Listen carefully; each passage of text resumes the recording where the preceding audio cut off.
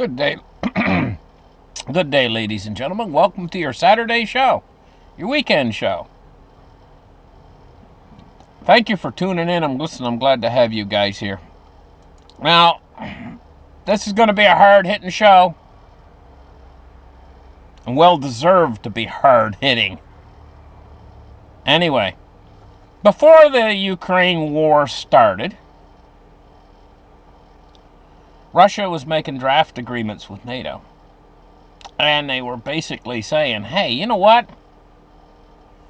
If you promise us that Ukraine won't join NATO, and you sign up with these draft agreements, Russian draft agreements, well, there won't be a war, basically. And Russia was snubbed. And here's the draft agreements, right here. Draft NATO-Russia agreement to measure and ensure the security of the Russian Federation and member states of the North Atlantic Treaty Organization. It would require that NATO members commit to no further enlargement of NATO, including, in particular, to Ukraine. And NATO said, nope, we ain't going to sign this. Nope. So then the war started. Moving on.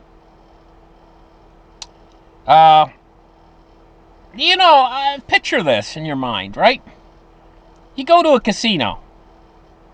People go to a casino, and they all put their money down. They start to bet on the tables and stuff, and they got their money on the table.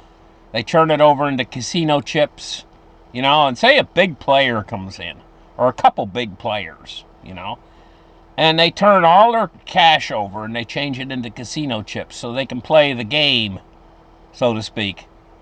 They get in there and the casino says, we don't like the look of you guys. Seize all their chips. Guy says, well, we just transformed our cash into these chips and you're going to take all of our chips? What are we going to get in return? And they say, nothing. We're the casino. These are our chips. We don't care about your money. Now get out of the casino. How would that go over? Well, this is exactly what happened. International sanctions during the Russian-Ukraine war. So when the war got started, the United States has come in and they've basically put these sanctions in place against Russia. But what's more, now the chips are on the table. Look at all these articles here about seizures of seizing Russian assets, freezing Russian assets, seizing Russian assets. These are like the poker chips on the table. Now, what is the rest of the world to think of this? Would this mean that the United States is a good trading partner? See, world trade was going on. The rest of the world's observing what's going on here. And they're saying to themselves, oh my gosh, it's like, what would happen if you had two big players come into a casino and they stole all their chips? They would go out of that casino, and would they keep it to themselves, or they tell everybody else, don't go to that casino. They'll just take all your money and take all your chips, and they'll kick you out. Well, the world of finance has been described as a giant casino. That's what it is. It's a giant casino. And, it's an unwritten rule that you pay up. You do a deal, you pay up. Well, this was qualifying the United States on a certain side of this table board here.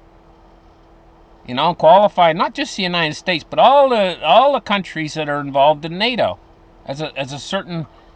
Now what's been the direct result of all this? Well, we have to go back in time.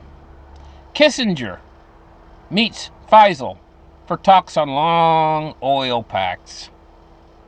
This was back during a time when the West was playing it smart, and especially smart. Kissinger, this deal was absolute genius for the West. this is what the foundation of the petrodollar was built on. Right here. It was absolute genius. It was genius, guys. It was genius. Kissinger was a genius. And an awful lot of the wealth and the wealth effect, everything, all the prosperity that we've had over the years. Your kids have grown up in prosperity from 1970s until now on these deals that were made with the Saudis. Saudi oil is what built the petrodollar, and it's what made the world reserve currency into what's called king dollar. And it gave us something called an exorbitant privilege.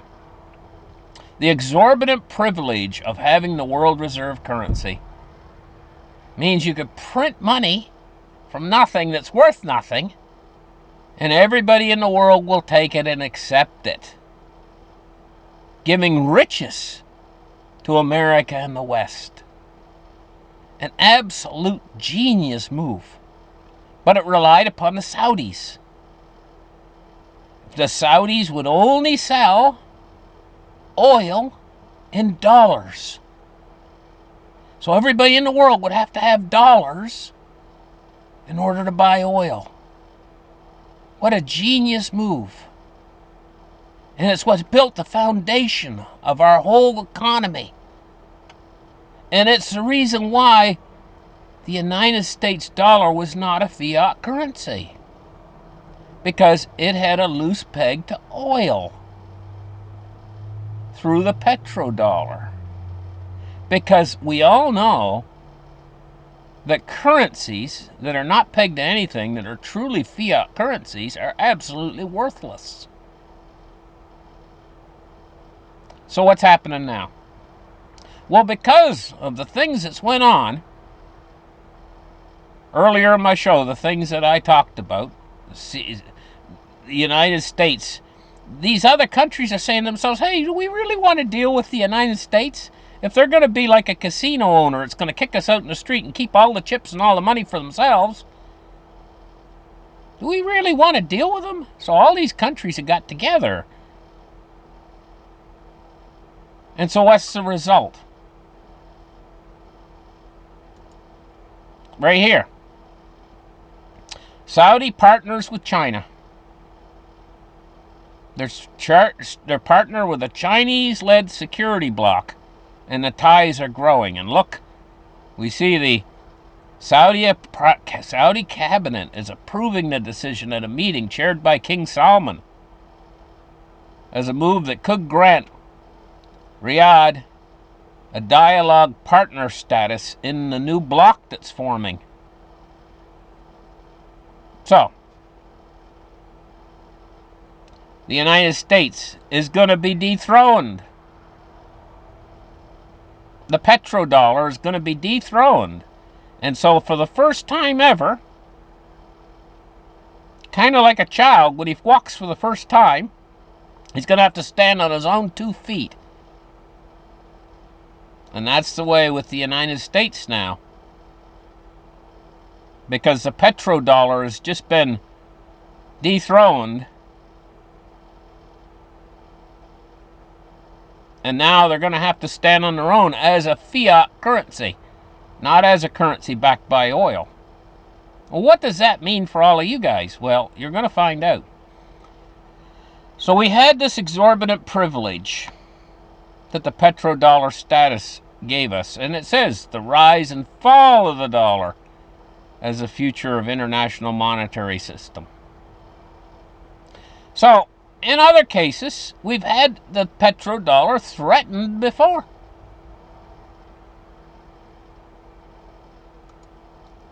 Muammar Gaddafi, dead now, threatened the petrodollar. The petrodollar has been preserved with war. Saddam Hussein, Desert Storm, dead now. Need I say more? The United States is perfectly willing to protect their petrodollar status protect their world reserve currency status by using any means available. Don't forget that.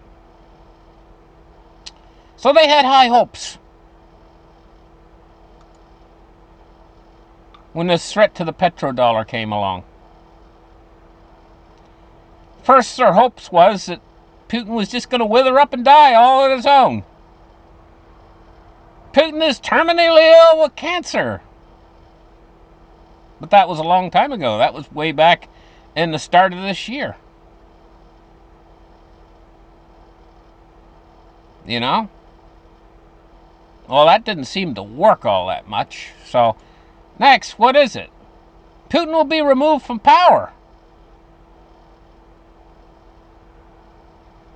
Well, that was way back last year. They were hoping that he would be removed from power. So that didn't work. So what now? The International Court judges that they're going to arrest Putin for alleged war crimes. Well, how are they going to do that? This shows desperacy. They're desperate because they know the ramifications. So what's next? Lock and load the big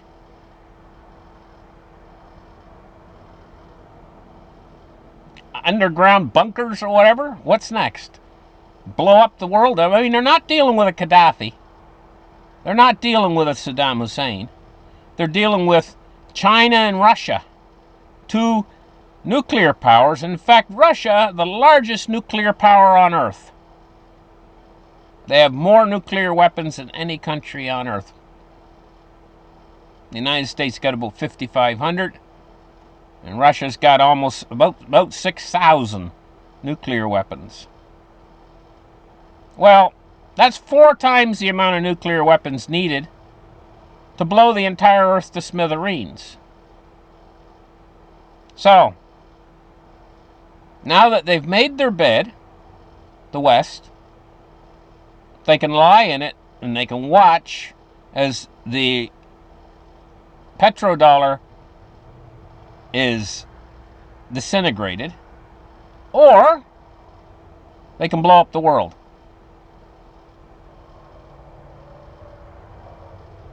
But that's not going to help. So if they blow up the world, right, is that going to get their petrodollar status back? The damage has been done. And we see the steps taken here in this show of how the petrodollar has been finished. Now that things have progressed to this point, we haven't seen much happen out there. You guys are saying, well, if the petrodollar is destroyed, how come everything just seems to be going along as it normally always does? That's because this stuff is just happening. It's happening so fast, I can barely keep up with it. And the effects haven't hit home yet. So, there's 2 things that can happen here with all of this. One is worldwide nuclear war. That could happen. It's a possibility. If the ones who are in charge decide that they're going to treat this like they did with Gaddafi or Saddam Hussein, and try to mop it up, but they're not dealing with Gaddafi or Saddam Hussein, they're dealing with nuclear superpowers.